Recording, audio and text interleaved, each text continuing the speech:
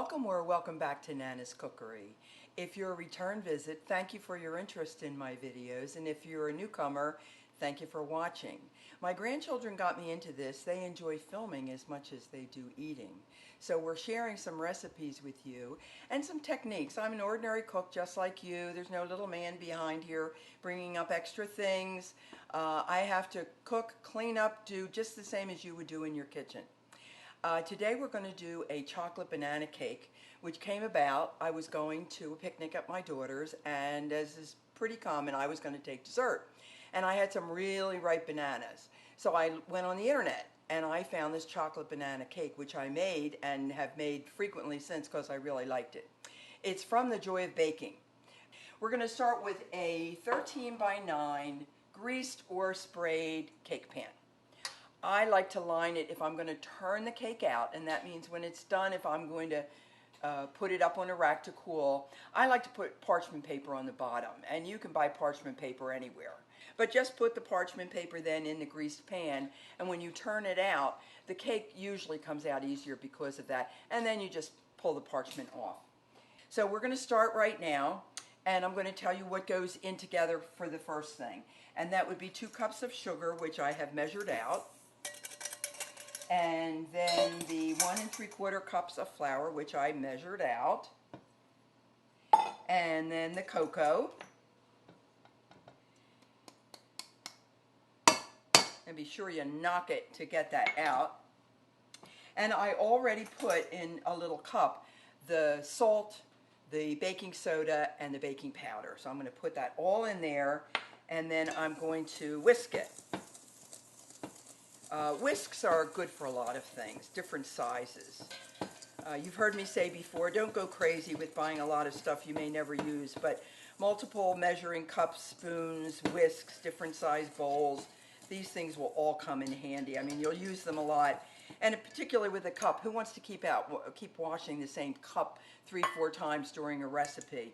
Better to have extra things and do it that way. So I've whisked that together. Now, you know my rule on eggs. My rule on eggs is I always break each one separately into a cup and make sure it's fine before I do anything with it, because occasionally I will find a little piece of shell, which you can take out with the main eggshell. I know the cooks on television, they break one egg and they put it right in. That's fine for them, and obviously you can do whatever you want, but I don't. I do it one at a time. I want it so much to be good when it comes out. I'm not willing to take those risks. So let's see, we put in the, okay, I'm going to whisk together the eggs. Now I'm going to show you about the bananas. I didn't do the bananas early because we've talked about this before in the banoffee pie, and thank you. So many people, that's the most watched video I have. So it's a wonderful pie, and I enjoy so much hearing from people that they enjoyed making it and eating it. So you don't do bananas until the last minute because they brown. I always scrape them, gets off those extra little things, and I just always do. And then I just cut off the end, and I'm just going to cut it in smaller pieces. In everything that you do, really, cut things in smaller pieces. It's much easier to work with. You don't want to have a great big banana and try to mash it. I mean, let's give the masher a chance here. So I'm going to scrape this, and I like to do things ahead of time so I don't waste your time, but I really want to want you to know that you can't really do bananas ahead of time. You really have to do them just before you use them, or they will turn brown. So now we're going to mash this, and it should only take a minute. First I'm going to remember clean hands, clean towel, because you're going to be constantly going back and forth with different things, and you want everything to be really good. So I'm just using a potato masher, and it is going to take me a minute here, but you can see they are really ripe. If they're not really ripe, they will not mash. You want almost a puree of banana. And so we're going to, and I want a cup, so if I have to do another banana, I'll do that. I'm not a great judge of how big something is.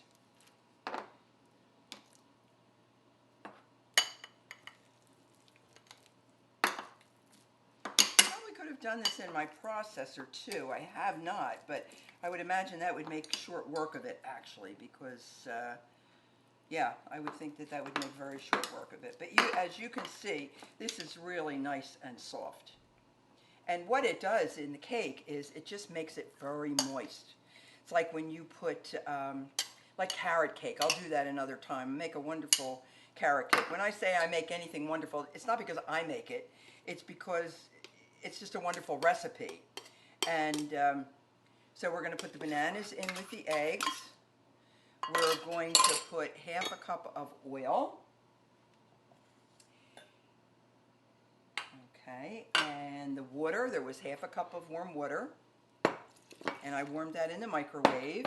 I think I need some milk. How much milk do I need? Half a cup of milk. It's nice to have multiple measuring cups too for liquids. Again, so you're not constantly doing something. And a half a cup is 4 ounces. So again, I was unaware that people who weren't using our system were watching the recipes. So I'll try to be clear on everything. But if something is a half a cup, that is 4 ounces of liquid. So we're going to put the milk in there. We're going to put the vanilla.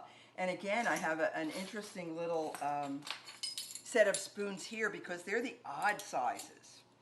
And so I have a spoon that's a 1 1/2. So that's kind of unusual because that's not in the normal set of spoons. But it's nice if you bake a lot, you find you like to get these little things that make things go a little faster. And I'm going to whisk that. And again, make sure when you do these things, and it says you're going to have to stir or mix or whatever, that you allow yourself enough room in a bowl because you want to mix.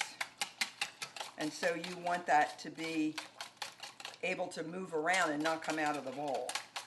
There's a funny story with this cake that I will tell you at the end. It involves the frosting. Now I'm going to put the liquid into the dry, and I'm going to whisk it. And this is going to be a very thin batter. The first time I made it, I thought, wow, it's really awfully thin for cake batter. But it's fine.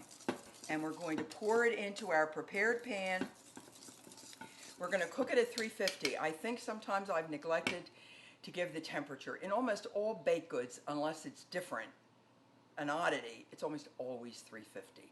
And of course that's Fahrenheit. That's our measuring system here in the States.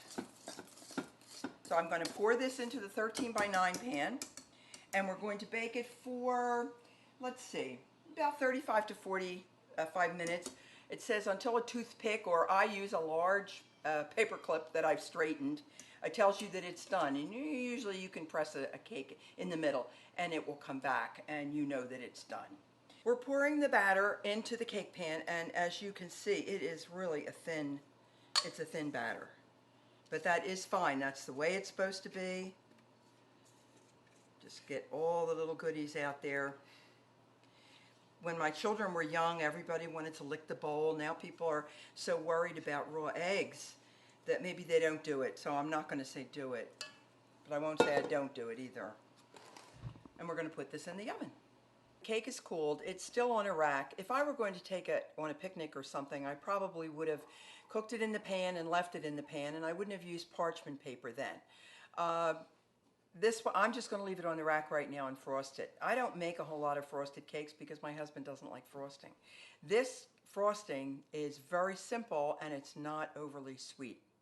I took 3/4 of a cup of heavy cream and 1 tablespoon of butter and brought it to a boil. And I put 8 ounces of the semi-sweet, or you can use bittersweet, chocolate bits and put them in this bowl. And I poured the heavy cream and butter mixture, which had come to a boil, onto it. I let it sit about 5 minutes and stirred it. Then I let it sit until it was cool. Now the funny story is, the first time I made this, I broke 2 rules. It said let it sit until it was cool. A simple finger would have told me it wasn't cool enough. And then I put on the mixer and I brought it way up real fast. and I wasn't wearing an apron. I was on my way to a picnic. I'd done everything else. I went and got dressed for the picnic, and I just came out to make the frosting last thing. And so I came out, well, was a little warm, which means it was a little thin. I brought the mixer up very quickly, and all of a sudden, I was wearing the frosting because some of it came up right on my top. I'll beat it, and then I'll tell you the rest of the story. We're going to do this. I did check. It is cool enough, and I'm going to bring up the whipping part slowly.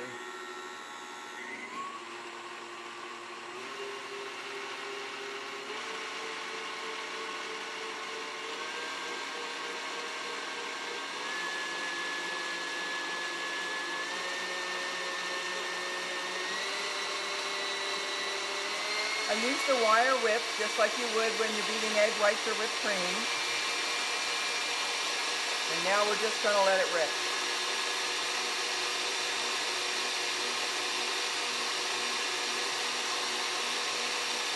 Now I'm going to show you what happened when I wore the frosting. I got a couple spots on this jersey. It was a black and white striped jersey. So I spotted it. Well, I changed it, of course. Spotted it, put it in the wash. And when it came out, I could see like a shadow of the stain. So I thought, well, I'll try and save it. I put it in the washing machine with some bleach water. And believe me, I thought I flushed it. Let it sit and did it again. Flushed it, let it sit again. I forgot it for 2 days. I went back and I looked at it. It was soaking wet and it looked like this. So I thought, oh, well, that's a lost jersey, but at least I'll dry it. I'll put it in the dryer and throw it away dry. And once I dried it, I liked it. And 3 or 4 people have told me, oh, I love your jersey. It looks like a batik print. So this is what happens when you have a mistake and make the best of it. Whip the frosting. You can see it's going into like peaks. You know it's not going to fall off the cake. That is a combination of things getting cooler, the cream whipping up, and the chocolate coming back to normally it would be a solid at room temperature, but now of course it's mixed in with the cream and the butter. We're going to take just a nice big spatula and we're just going to spread it on the cake. Just going to put a lot in there, and then I'm going to use my offset spatula to sort of move it around.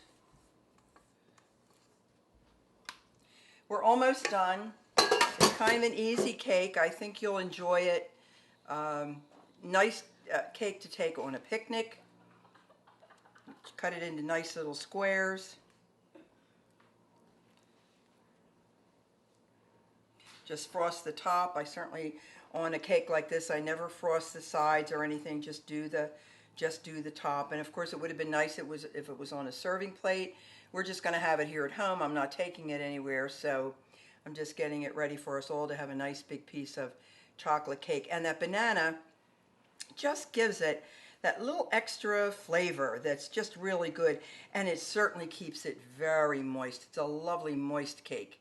And boy, if there's something I love to hear when someone eats a piece of cake and says, oh, that's such a nice moist cake, that's a nice thing. So again, we're all done. There's your chocolate banana cake. Enjoy making it, enjoy eating it, and I hope to see you again on Nana's Cookery. Bye-bye.